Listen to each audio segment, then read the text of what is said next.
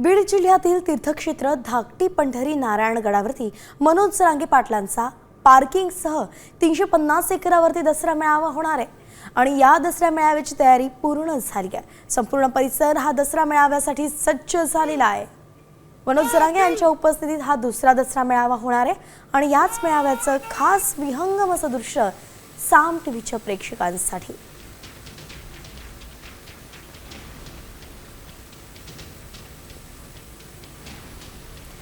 तर ही खास दृश्य खरं तर सामच्या प्रेक्षकांसाठी टिपली आहेत ड्रोन पायलट सुशांत काशीद यांनी आणि याच मेळाव्याचा आढावा घेतलाय आमचे प्रतिनिधी योगेश काशीद यांनी।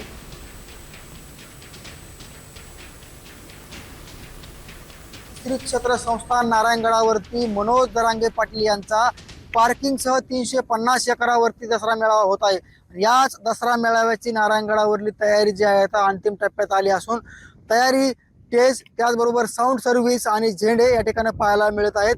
याच नारायणगडावरती गत वर्षी मनोज जरांगे पाटील यांनी सरकारला इशारा दिला होता आणि या संपूर्ण परिसरामध्ये मनोज जरांगे पाटील यांचं भगवं वादळ नारायणगडावरती पाहायला मिळालं होतं आणि त्याच पार्श्वभूमीवरती याही वर्षी दसरा मेळाव्याचं आयोजन गडाचे महंत शिवाजी महाराज यांच्या मार्गदर्शनाखाली आणि विशेष पाहायला गेलं तर मनोज जरांगे पाटील यांची उपस्थिती हा संपूर्ण परिसर जे आहे आता भगवामय करण्याचं काम नारायणगडावरती सुरू आहे आणि 350 एकरावरती संपूर्ण दसरा मेळावा होणार आहे आणि संपूर्ण हा परिसर जे आहे ते नारायणगडावरती आपण बघू शकतोय।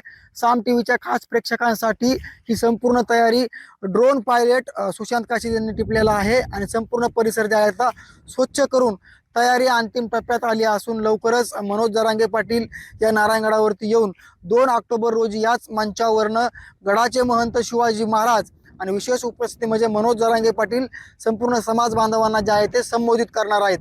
साम टीव्हीसाठी योगेश काशीद, ड्रोन पायलट सुशांत काशीद।